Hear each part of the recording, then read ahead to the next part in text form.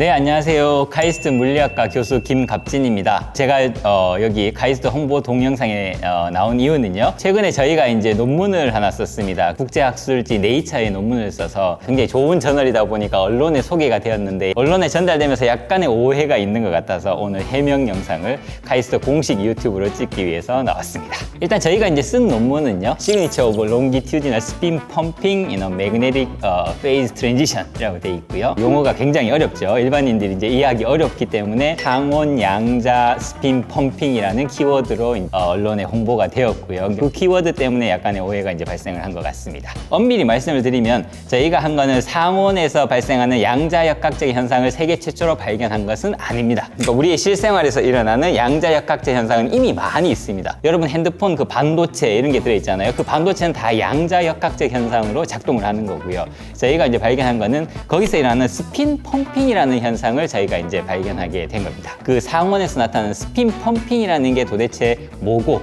그게 왜 중요한지 오늘 말씀을 드리도록 하겠습니다.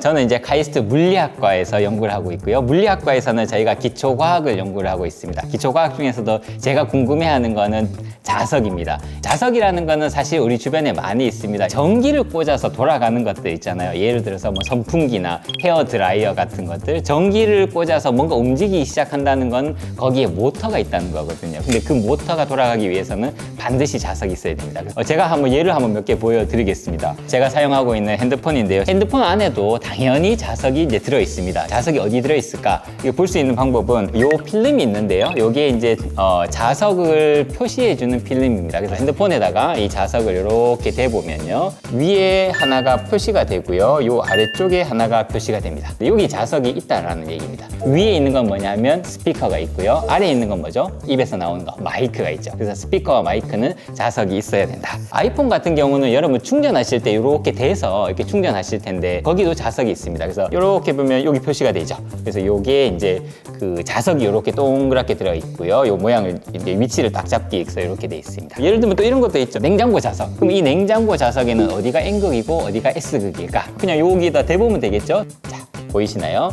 여기 보시면 줄이 쭉쭉쭉 나와 있는 게 보이실 겁니다. 앞이 N극, 뒤에 S극이 아니라 그냥 N극, S극, N극, S극을 교체하면서 이렇게 배열하면서 만들어진 자석이 바로 냉장고 자석이다라는 겁니다. 그럼 이 자석의 N극과 S극을 결정하는 건 도대체 뭐냐? 여러분이 막대 자석이 여러분 눈앞에 있을 거고 그걸 반을 자른 다음에 반을 자르면 N극 따로 S극 따로 분리가 되냐? 그렇지 않다는 겁니다. 반을 자르고 나면 다시 그 반에서 N극과 S극이 생겨나게 됩니다. 그렇게 해서 계속 반씩 잘라가서 한 26번에서 27번 정도 자르면 결국 원자 하나가 남습니다. 그 원자 하나는 그건 N극 원자, S극 원자 따로 있습니까? 그렇지 않다는 겁니다. 원자 하나를 봐도 거기에는 N극과 S극이 같이 존재한다는 겁니다. 그 원자의 N극과 S극을 결정하는 것은 도대체 무엇이냐라는 겁니다. 자석이라고 하면 여러분 두 가지를 들어보셨을 거예요. 첫 번째는 그냥 네오디뮴 자석 같은 그런 자석이고 다른 하나는 여러분 전자석이라는 거 아마 들어보셨을 겁니다. 전자석이라는 거는 전류를 흘려서 이걸 자석으로 만드는 걸 우리가 전자석이라고 얘기를 합니다. 전류를 이렇게 흘리면 주변에 자기장이 생긴다라는 거 우리가 배웠습니다. 자기장이 막 바뀌면 거기서 전류가 생긴다. 관련된 실험 하나 보여드리겠습니다. 요거는 이제 구리선으로 이렇게 만들었습니다. 여기다가 제가 뭘 할 거냐 하면 요게 건전지입니다, 여러분. 이 아래 위에 제가 자석을 붙입니다. 요거 네오디뮴 자석을 이렇게 붙입니다. 이렇게 해서 여기도 여기 네오디뮴 자석 이렇게 붙였죠. 이 건전지를 이 구리 안에다가 집어넣는 겁니다. 자, 갑니다. 자. 이렇게 움직입니다. 왜 이게 갑자기 여기서 움직이느냐? 건전지를 연결했다는 거는 이 건전지는 전기가 나오는 거죠. 그래서 플러스에서 전류가 나와서 마이너스로 들어갈 겁니다. 근데 여기에 구리선이 있으니까 플러스의 전류가 나와서 구리선을 타고 돌고 나서 다시 마이너스로 들어갈 겁니다. 구리선에 전류가 흐르게 되면 자기장이 생긴다라는 걸 우리가 배웠잖아요. 그 자기장이 이 자석을 밀어내는 겁니다. 왜냐하면 자석의 N극과 N극은 밀어낼 테니까. 그 힘으로 얘가 움직이게 되는 겁니다. 여기서 핵심은 뭐냐? 전류를 흘리면 자기장이 생기고 그 자기장으로 이 자석을 움직인다는 겁니다. 그럼 거꾸로 이렇게 질문할 수도 있겠죠? 자기장을 변하게 하면 그러면 다시 전류가 생기냐라는 겁니다. 여기 안에 제가 자석을 넣었습니다. 가운데는 제가 구리 코일을 이렇게 감았습니다. 구리 코일 양단을 제가 LED를 하나 연결해 놨습니다. LED는 전기가 흐르면 켜지겠죠. 제가 이걸 흔들기 시작하면 어떻게 되는지 보십시오. 이렇게 움직이면 이 LED에 불이 켜지게 됩니다. 무슨 말이냐면 전기가 생겼다는 거죠. 자석을 움직이면 자기장이 변하면 거기서 전류가 생긴다라는 겁니다. 이게 바로 발전소의 원리입니다. 결국은 이 전기와 자기장이 얽혀 있다라는 얘기를 하고 있는 겁니다. 근데 우리 질문이 사실 이게 아니었어요. 자석의 N극과 S극은 어디서 나오냐라는 게 우리 질문이었잖아요. 원자 하나가 남았는데도 거기 여전히 N극과 S극이 존재한다. 이건 도대체 어디서 나오는 거냐? 전류를 흘리면 거기서 자기장이 생기는 건 알겠는데 원자에는 우리가 전류를 흘리지도 않는데 얘는 어떻게 자기장이 나오느냐라는 겁니다. 요건 이제 고전역학적으로 원자는 가운데에 원자 핵이라는 게 있고 그 주변에 전자가 이렇게 돌아간다라고 사람들이 얘기를 합니다. 가운데 플러스인 원자 핵, 마이너스인 전자가 주변을 돈다라고 얘기를 하는데 잘 생각해 보면 전자가 움직이는 게 뭐냐 하면 그게 전류입니다. 원자는 거기에 그냥 전자가 움직이고 있기 때문에 자기장이 나오게 되는 겁니다. 원자는 거기 전자가 움직이고 있다. 그게 곧 전류가 되는 거고 그게 자기장을 만들기 때문에 거기에서 N극과 S극이 나온다는 겁니다. 그러면 이제 중요한 게 축이 중요하죠. 왜냐하면 돌고 있기 때문에 어느 축을 중심으로 도냐? 그 축이 바로 N극과 S극을 결정을 하는 겁니다. 우리가 지구가 태양 주위를 이렇게 돌 때 공전도 하지만 사실 자전도 하잖아요. 전자도 원자 핵 주위를 이렇게 돌 때 전자가 스스로도 자전 비슷한 행위를 하면서 돕니다. 그런 걸 우리가 스핀이라고 얘기를 합니다. 이게 바로 자석의 근원이 된다는 겁니다. 그래서 자석의 근원은 결국 원자에 있는 전자가 돌고 있다. 어느 축을 중심으로 돌고 있냐? 그 축이 N극과 S극을 결정한다 라고 이해를 하시면 됩니다. 잘 생각해 보시면 이 나무도 이 구리도 내 몸도 다 원자로 이루어져 있잖아요. 세상 만물은 모두 원자로 이루어져 있는데 얘들은 왜 자석이 안 되냐? 우리가 학문적으로 이 자석을 어떻게 구분을 하냐면 강자성체, 상자성체, 반자성체 이렇게 구분할 수 있습니다. 요거는 어떻게 구분하냐면요. 강자성체라는 게 우리가 흔히 말하는 자석입니다. 어떤 물질이냐면 원자 하나가 자석이 맞잖아요. 왜냐하면 거기에는 전자가 어떤 축을 중심으로 스핀 돌고 있을 테니까 이 원자들이 모였을 때 얘네들의 축이 다 일치하는 물질, 그런 물질을 우리가 자석 혹은 강자성체라고 부릅니다. 원자들이 있으면 중구난방으로 이렇게 막 돌 수도 있겠죠. 그런 물질을 우리가 상자성체라고 합니다. 반자성체는 뭐냐면 원자 자체도 자석이 아닌 원자 안에 전자가 하나가 있으면 전자가 이렇게 시계 방향으로 돌면 아까 그게 전류라고 말씀을 드렸잖아요. 전자가 두 개가 있으면 어떻게 되냐? 그럼 하나는 시계 방향, 하나는 반시계 방향으로 돌 수 있겠죠. 그럼 두 개는 상쇄돼서 없어지겠죠. 이런 물질을 반자성체라고 합니다. 반자성체 재밌는 게 뭐냐 하면 강자성체는 자석을 갖다 대면 탁 붙어요. 근데 상자성체라는 거는 중구난방이기 때문에 반응 안 합니다. 근데 반자성체는 정말 신기한 게 자석을 갖다 내면 밀어냅니다. 자석의 대표는 뭐냐면 철입니다. 그리고 상자성체는 알루미늄. 철이랑 알루미늄은 생긴 게 비슷하게 생겼잖아요. 근데 자석을 갖다 대보면 알 수 있습니다. 붙으면 철이고요. 안 붙으면 알루미늄입니다. 반자성체는 구리, 물 이런 게 이제 반자성체인데요. 얘네들은 특이해요. 자석을 갖다 대면 밀어냅니다. 제가 한번 보여드리겠습니다. 요게 이제 자석이고요. 밑에 여기 자석이 있습니다. 요게 바로 반자성체입니다. 흑연인데요. 여기다 올리면 밀어내기 때문에 얘가 이렇게 붕붕 뜨겠죠. 자, 이 반자성체를 여기다가 올리면 자, 여러분 보이시나요? 이렇게 살짝 밀면 옆으로 쏙 가기도 하고 옆으로 밀면 옆으로 가고 옆으로 밀면 옆으로 가고 이렇게 이런 걸 잘 활용하면 우리가 자기 부상열차 이런 걸 이제 만들 수 있는 겁니다. 완전한 반자성체를 만들면 되는데 그 대표적인 물질이 바로 초전도체입니다. 그래서 초전도체를 이용해서 자기 부상열차를 만들어야 된다 그런 얘기가 있는 거고요. 이제 여기까지 이제 들으시면 원자 하나는 거기 안에 있는 전자의 스핀이 돌고 있기 때문에 그 축 때문에 자석이 되는 거고 얘들을 모았을 때 잘 정렬하는 물질이 자석이라고 우리가 불리는 거구나 라고 여러분 이제 이해를 하셨습니다. 그런 대표적인 물질이 철이 있습니다. 철은 여러분 자석이라고 느끼지 않잖아요. 우리 주변에 철이 많은데 그게 다 자석이면 막 서로 붙고 난리가 날 거잖아요. 철은 자석이 맞는데 왜 자석처럼 안 보이냐면요. 원자는 자석 맞고요. 이 원자들이 잘 정렬되어 있는 것도 맞습니다. 그런데 이렇게 정렬된 것들이 구역 구역 나눠 있습니다. 그런 구역들이 또 다 자기 방향이 있기 때문에 전체적으로 보면 마치 자석이 아닌 것처럼 보일 뿐입니다. 그래서 철에다가 여러분 자석을 갖다 대면 이런 구역들을 다 정렬시킬 수 있습니다. 이렇게 쫙 정렬하면 철에 있는 모든 스핀들이 같은 방향을 보고 있겠죠. 그러면 이 철은 자석이 됩니다.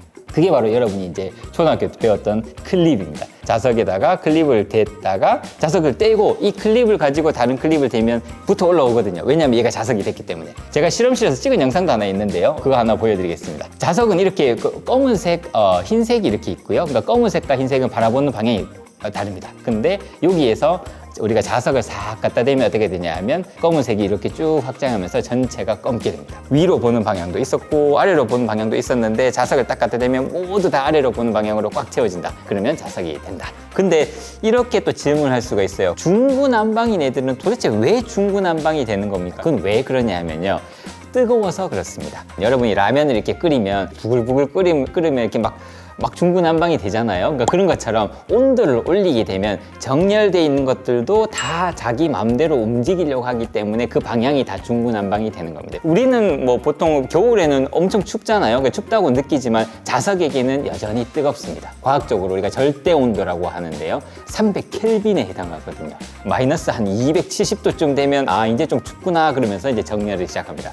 상온에서 우리가 중구난방인 애들도 온도를 계속 낮춰서 마이너스 100도, 200도 이렇게 낮추면 또 자석이 되기도 하고요. 잘 정렬되어 있는 그 자석도 온도를 올리면 또 중구난방이 되어버립니다. 네오디뮴 자석도 온도 올리면 자석이 안 되거든요. 그러니까 그런 것도 이제 문제가 있습니다. 왜냐하면 전기차 같은 데, 모터 같은 거 다 자석이 들어가거든요. 여름에 뜨거운데 이렇게 막 자동차가 굴러갈 때 온도가 올라가면 이게 자석이 사라진다. 그런 문제가 생기잖아요. 그래서 온도가 올라갔을 때 견디는 그런 자석을 만드는 거, 그런 것도 이제 중요한 연구 주제가 되겠죠. 저희가 한 100년 전쯤에는 그냥 철이나 뭐 이런 거 이제 약한 자석, 뭐 돌이나 이런 거 조금 자석 같아 보이는 것들을 이제 썼어요. 그러다가 이제 사람들이 이제 본격적으로 이 자석을 만들기 시작합니다. 그때 처음 만든 게 이제 페라이트라는 자석, 검은 자석이고요. 그러다가 알리코라는 게 나옵니다. 알리코라는 건 뭐냐면 알루미늄, 니켈, 코발트를 섞어서 만든 거고요. 근데 여기도 사실 철이 주성분입니다. 철에다가 알루미늄, 니켈, 코발트를 살짝 집어넣은 거고요.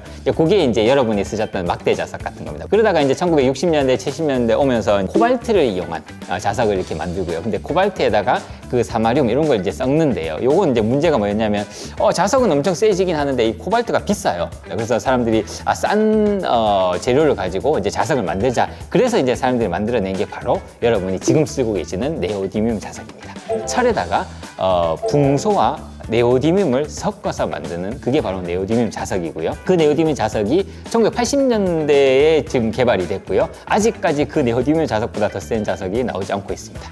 그러니까 이 강의를 듣는 여러분 중 누군가가 네오디뮴 자석을 뛰어넘는 새로운 자석을 만들 수 있으면 노벨상 받을 수 있습니다. 40년이 지나 아직까지 그걸 뛰어넘는 자석은 아직까지 나오지 않고 있습니다. 이 얘기도 조금만 더 드리면 좋을 것 같은데요. 그럼 저 네오디뮴 자석을 어떻게 만들었냐 하면 코발트가 비싸기 때문에 자석을 많이 만들지 못한다. 값이 싼 철을 이용해서 자석을 만들자라고 얘기를 했어요. 근데 문제가 뭐냐 하면 그 당시에 알 만큼 아는 사람들은 전부 다 철은 안 된다라고 얘기를 했어요. 철은 그 자체로 자석이 되긴 하지만 이거는 너무 약한 자석이다. 일본에 있는 사가와라는 분인데요. 그럼 이 사람이 생각한 게 왜 안 되지? 왜 약하다고 하지? 그래서 그걸 물었어요. 그래서 어떤 교수님이 이렇게 얘기했대요. 철로는 절대로 강한 자석을 못 만듭니다. 왜냐하면 철에 원자와 원자 사이 간격이 너무 가까워서 그렇습니다. 그래서 이 사람이 생각한 게 그래? 그러면 원자와 원자 사이 간격을 벌리면 되잖아. 그래서 이 철에다가 붕소를 집어넣어서 간격을 벌리고 거기에다가 네오디뮴을 집어넣어서 방향을 딱 조절해서 만든 게 바로 네오디뮴 자석이 되겠습니다. 네오디뮴 자석은 그냥 여러분 쉽게 구입하실 수 있거든요. 집에서 가지고 노실 때 정말 조심하셔야 돼요. 왜냐하면 생각보다 굉장히 강합니다. 제가 영상 하나 보여드리겠습니다. 네오디뮴 자석 사이에다가 사과를 하나 넣었죠. 그리고 네오디뮴 자석을 가까이 이제 붙이는 겁니다. 이렇게 붙을 때 이제 보시면 부서지고 불꽃이 튀고 엄청나게 강합니다. 대충 핵심을 여러분들이 이해하셨습니다. 자석의 근원은 원자 안에 있는 전자의 스핀이다. 그런 원자들을 모았을 때 잘 정렬시키면 그게 자석이 된다. 어떻게 하면 잘 정렬하냐? 원자와 원자 사이 간격이 중요하구나. 여기까지 사람들이 이해를 했단 말이죠. 그리고 나서 등장한 게 1980년대 들어가면서 나노 기술이라는 게 나옵니다. 과학자들이 드디어 원자를 하나하나 컨트롤하기 시작했다는 겁니다. 그래서 원자를 한 층 쌓을 수 있다는 겁니다. 그러면 이제 당연히 생각할 수 있는 게 원자를 이제 한 층 쌓을 수 있으면 이 사이 간격을 내 맘대로 컨트롤할 수 있겠네라는 생각을 하게 된 거죠. 이 그림을 보시면 자석 두 개를 놓고 그 사이에 다른 원자들을 집어넣어서 이 사이 간격을 이제 조절을 합니다. 간격을 약간 벌렸더니 두 개가 정렬하는 힘이 세지다가 조금 더 벌렸더니 갑자기 이 두 개의 자석이 반대 방향으로 팽 이렇게 돌아갔어요. 전체적으로 보면 마치 자석이 아닌 것처럼 보인다는 얘기죠. 그래서 약해진다는 거죠. 간격을 더 벌렸더니 다시 팽하고 다시 평행해지고 간격을 더 벌렸더니 다시 반평행해지더라라는 것을 발견을 합니다. 이게 이제 층간 교환 결합이라는 현상인데요. 근데 이때 어떤 물리학자 두 명이 이 자석에다가 전류를 흘려보자라는 겁니다. 자석 두 개가 같은 방향으로 향해 있을 때는 저항이 굉장히 작다가 간격을 조금 벌려서 자석 두 개가 이렇게 반대로 돌아갔을 때는 저항이 갑자기 커지더라. 엄청나게 저항 차이가 나더라라는 것을 발견했습니다. 1988년도에 이 사람들이 이 현상을 발견했고요. 이걸 바로 우리가 거대 자기 저항 효과라고 그러고요. 20년 있다가 2007년도에 이 두 사람이 노벨 물리학상을 받았습니다. 여러분이 지금 쓰고 계시는 핸드폰, 컴퓨터 그 다 메모리를 저장을 하잖아요. 그러면 그 데이터 센터에는 도대체 어떻게 데이터를 저장하냐? 그 대부분이 하드디스크로 되어 있고요. 그 하드디스크는 자석으로 되어 있습니다. 이 하드디스크는 동그란 판이라서 이렇게 돌아가고 있거든요. 예전에 LP판처럼 이게 탐침이 위에 하나 있어가지고 이 탐침으로 이게 N극인지 S극인지 읽어내는 겁니다. 이 탐침의 맨 끝에 보면 자석 두 개가 붙어 있습니다. 위에 있는 자석은 N극을 윗방향으로 딱 고정을 시키고 밑에 있는 자석은 막 돌아가도록 만들어요.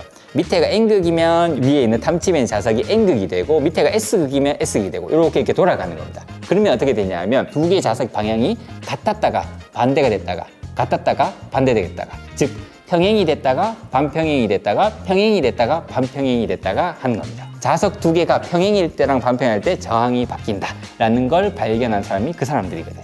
그럼 저항이라는 건 도대체 뭐냐라는 겁니다. 원자에 있는 그 전자가 나와서 흐르기 시작을 하는데 이런 거 우리가 전류라고 합니다. 근데 이걸 잘 흐르면 저항이 작은 거고 잘 못 흐르면 저항이 큰 거다 이렇게 이제 얘기를 합니다. 근데 잘 생각해 보시면 이 흐르는 전자는 스핀도 가지고 있죠. 그게 자석의 근원이었잖아요. 이 스핀을 가진 전자가 움직이기 시작을 한다는 겁니다.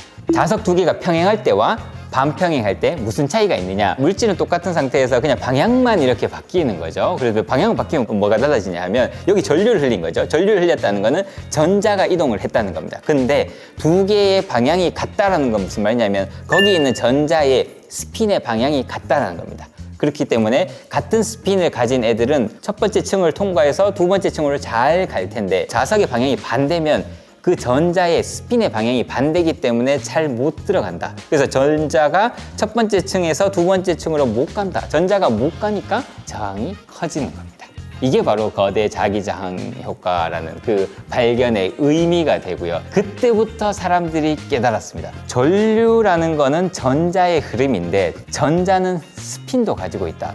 스핀의 흐름도 생각을 해야 되는구나라는 것을 처음으로 깨달았습니다. 그 개념이 바로 스핀 전류라는 거고요. 쉽게 말씀드리면 이렇습니다. 플러스는 오른쪽으로 가고 마이너스는 왼쪽으로 간다. 이런 게 전류고요. 스핀 전류는 뭐냐면 둘 다 전자입니다. 전자 하나가 오른쪽으로 가고 전자 하나가 왼쪽으로 가면 전체적으로는 전류가 흐르지 않는 것과 똑같습니다. 위 방향 스핀은 오른쪽으로 가고 아래 방향 스핀은 왼쪽으로 간다. 그러면 우리가 정보를 전달을 할 수 있게 됩니다. 이게 이제 스핀 전류의 핵심이죠. 이 스핀 전류를 이용을 하면 열이 나지 않는 전자기기를 만들 수 있기 때문에 그렇습니다. 그러면 그런 스핀 전류를 어떻게 만들 수 있습니까? 야구 선수가 공을 던지거나 축구 선수가 공을 차게 되면 스핀을 주게 되면 공이 휘게 됩니다. 전자도 마찬가지겠죠. 전자라는 게 스핀을 가지고 있으니까 이 전자가 움직이기 시작을 하면 스핀이 업이냐 다운이냐에 따라서 이 휘는 방향이 반대가 되겠죠. 그래서 이런 걸 우리가 스핀 홀 효과라고 얘기를 하고요. 이걸 이제 사람들이 2004년도에 저런 현상이 나타난다는 걸 증명을 했어요. 전자는 앞으로 이렇게 가는 거예요. 근데 이 전자는 업 스핀을 가진 전자도 있고 다운 스핀을 가진 전자도 있습니다. 업 스핀을 가진 전자는 오른쪽으로 휘게 되고요. 다운 스핀을 가진 전자는 왼쪽으로 휘게 됩니다. 좌우 양옆으로 이렇게 보면 업 스핀을 가진 전자는 오른쪽으로 가고요. 다운 스핀을 가진 전자는 왼쪽으로 가게 되죠. 이게 바로 스핀 전류의 개념이죠. 전류를 흘리면 그 전류의 수직한 방향으로는 스핀 전류가 생성이 될 거다라는 게 스핀 홀 효과인데, 근데 생각해 보시면 여전히 좀 마음에 안 들죠. 왜냐하면 전류를 써서 열이 자꾸 나니까 열을 안 나게 하려고 스핀 전류를 우리가 쓰려고 하는데, 스핀 전류를 만들려면 또 전류를 흘려야 되면 그건 좀 비효율적이잖아요. 어떻게 하면 저 스핀 전류라는 걸 만들 수 있을까? 이게 바로 이번 논문의 핵심 질문이 됩니다. 저희가 이번 논문에서 했던 거는 이런 스핀 전류를 만들 수 있는 새로운 방법을 찾았다라는 거고요. 그게 바로 상온에서 일어나는 양자적인 스핀 펌핑이라는 개념이 되겠습니다. 아까 자석을 우리가 이렇게 구분할 수 있죠. 자석이 쫙 원자들이 잘 정렬된 걸 자석, 강자성체라고 하고, 정렬된 것도요, 사실 두 가지가 있을 수 있습니다. 반강자성체라는 것도 있어요. 이건 뭐냐 하면 쫙 정렬되어 있는 건 맞는데 이웃한 원자들이 방향이 반대인 거였어요. 업, 다운 이렇게 돼 있기 때문에 전체적으로 보면 0이에요. 얘는 자석이 아닌 것처럼 보여요. 그래서 이런 물질을 우리가 반강자성체라고 이야기를 합니다. 저희가 이번에 쓴 물질은 뭐냐면 아이언 로듐이라는 겁니다. 철이랑 로듐이라는 두 개의 물질을 섞는 겁니다. 그래서 이 두 개의 물질을 50대 50으로 섞는 겁니다. 우리가 상온에서는 로듐은 자석이 아니에요. 근데 철은 다 정렬을 합니다. 그래서 상온에서 이 물질은 반강자성체입니다. 얘는 온도를 올리면 어떻게 되냐면 같은 방향으로 정렬합니다. 자석이 된다는 얘기죠. 그런 물질이 이제 아이언 로듐입니다. 이게 굉장히 특이한 물질이죠. 왜냐하면 온도를 올리면 다 중구난방이 된다고 아까 제가 말씀을 드렸잖아요. 이건 특이하게도 온도를 올리면 오히려 딱 정렬하는 그런 물질인 거죠. 그래서 반강자성체에서 강자성체로 가는 이런 걸 우리가 상전이, 그 페이즈 트랜지션 영어로는요. 그래서 이 물질은 특이하게도 100도가 넘으면 이 스핀의 정렬이 바뀌어 버립니다. 거기서 특이한 게 뭐냐면 거기 바뀌는 순간 저항이 뚝 떨어져요. 근데 저항이 이것도 왜 떨어지냐? 요건 아까 전에 제가 설명드린 그 노벨상 받은 발견이 있죠. 여러분 그거 생각해 보시면 됩니다. 이 상황에서 이 연구를 수행한 제1저자 카이스트 학생이 이런 질문을 합니다. 처음에는 전체 합이 0이었는데 다 정렬을 해버리면 이 9개의 원자가 있으면 플러스 9로 바뀐단 말이죠. 마이너스 9는 도대체 어디로 가는 겁니까? 0에서 갑자기 플러스 9로 됐다는 거는 어디엔가 마이너스 9가 존재한다라는 얘기가 되는 거죠. 그 마이너스 9가 이 물질에서 튀어나올 거다라는 예측을 한 겁니다. 이런 걸 우리가 스핀 펌핑이라고 얘기합니다. 이 실험은 어떻게 했냐 하면요, 그 아이언 로듐이라는 물질 위에다가 플라티늄이라는 물질을 얹고 윗표면으로 튀어나오는 걸 저희가 이제 측정을 했습니다. 스핀이 펌핑돼서 나오고 있을 테니까 나오기 시작하면 아까 말씀드린 그 스핀 홀 효과 때문에 이렇게 휠 거다. 얘들이 휠 거기 때문에 전류가 우리가 측정할 수 있지 않을까. 그래서 전류를 이제 측정을 한 거고요. 그래서 실험 결과가 이 그래프인데요. 여기서 가장 중요한 거는 이 왼쪽 위에 그림을 보시면요, 빨간색 그래프가 있잖아요. 빨간색 그래프는 뭐냐 하면 저항을 얘기하는 겁니다. 저항이 이렇게 올라가다가 갑자기 뚝 떨어졌다가 다시 증가하죠. 떨어지는 순간에 상이 바뀌었다. 페이즈가 바뀌었다는 겁니다. 그 순간에 어떤 일이 발생하냐? 뭔가 튀어나올 거다. 그걸 우리가 전압으로 측정할 수 있을 거야. 그래서 측정한 게 바로 검은색 그래프가 되겠습니다. 검은색 그래프를 보시면 뭔가 뾰족하게 이게 튀어나오죠. 저게 바로 저희가 측정한 그 스핀 펌핑이죠. 그럼 이제 마지막 질문은 그게 왜 양자입니까? 라는 질문을 당연히 하시겠죠. 양자역학에 대해서 설명하기가 상당히 어렵습니다. 그래서 아주 쉬운 예로 여러분한테 설명을 드리도록 하겠습니다. 이 상황이 지금 어떤 상황이냐? 마이너스 9가 나와야 되는 거는 맞아요. 근데 이게 왜 양자적이냐 하면 고전역학과 양자역학의 차이가 뭐냐 하면 고전역학의 핵심은 세상은 연속적이다라는 겁니다. 근데 양자역학에서 얘기하는 건 뭐냐 하면 세상은 연속적이지 않다라는 겁니다. 이게 양자역학의 핵심입니다. 근데 그런 거 언제 볼 수 있냐? 원자까지 들어가면 볼 수 있습니다. 원자 핵 주위에 전자가 돌고 있을 텐데, 그러면 1번 궤도, 2번 궤도 이렇게 궤도가 있겠죠? 그러면 1번에서 2번으로 갈 때 어떻게 되냐? 1번에서 사라졌다가 2번에서 나타난다는 겁니다. 자, 그럼 이 개념을 스핀에다가 한번 적용해 볼게요. 스핀이라는 거는 업과 다운이 있습니다. 이 다운에서 업으로 어떻게 갈까? 이렇게 가겠죠? 그런데 양자역학에 의하면 세상이 그렇게 작동하지 않는다는 겁니다. 남극에서 사라진 다음에 북극에서 나타난다 라고 설명을 해야지만 이 실험 결과를 설명할 수 있습니다. 그건 어떻게 알아내냐 하면요, 이 물질에서 아까 위에 표면에서 나오는 걸 저희가 측정했다 그랬잖아요. 고전역학적으로 이거 계산할 수 있습니다. 아이언 로듐이라는 물질이 있고요. 그 물질에 있는 스핀들이 위로 튀어나오는 거겠죠. 그러면 이 물질이 예를 들어서 1층부터 100층까지 있다. 그리고 내가 위에서 나오는 걸 보고 있다. 이 1층부터 100층 중에서 끝에 있는 97, 98, 99, 100층에 있는 것만 나올 수 있어. 그 밑에 있는 거는 못 나온다는 게 상식이었어요. 올라오다가 부딪혀서 다 사라지기 때문에.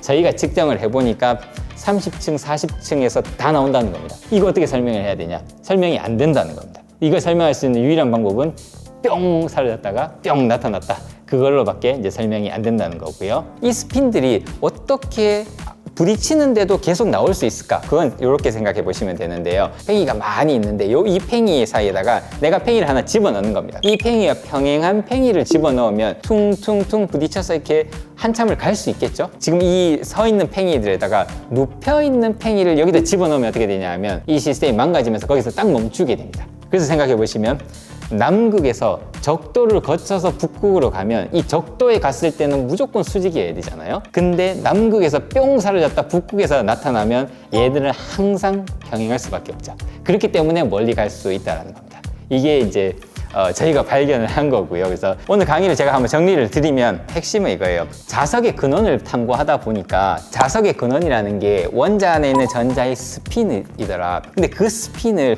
꺼내서 우리가 잘 활용을 하면 열이 나지 않는 전자기기를 만들 수 있을 것 같다. 그런 스핀을 우리가 어떻게 만들어낼 수 있을까? 그 만들어내는 방법으로 스핀을 펌핑할 수 있는 메커니즘이 있다는 걸 새로 발견해서 보고를 한 거고, 자세히 보니까 이 펌핑되는 메커니즘이 양자역학적인 현상인 것 같다. 이 현상은 상온에서 오히려 상온보다 더 온도를 올렸을 때 나타나는 현상이죠. 100도로 올려야 되니까 그것도 별로 효율적이지는 않는 것 같네요. 이렇게 이런 말씀하실 수 있을 것 같아요. 네, 맞는 말씀이신데요. 저희가 여기서 말씀드린 거는 이런 상변화가 일어나면 스핀을 만들어낼 수 있다는 겁니다. 그러면 그게 100도가 아니라 10도에서 상변화가 일어난 물질을 여러분 만들 수 있는 거죠. 아니면 이렇게 당기거나 수축시키거나 뭐 다른 방법으로 상변화를 만들 수 있죠. 어떤 방식으로든 상변화를 만들어내면 거기에서 스핀이 나올 거다라는 걸 저희가 얘기를 한 거기 때문에 많은 분야의 연구자들에게 영감을 줄 수 있지 않을까 이제 생각을 하고 있습니다. 이 연구는요,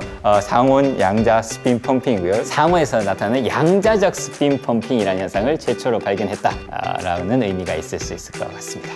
네, 오늘 긴 시간 들어주셔서 고맙습니다.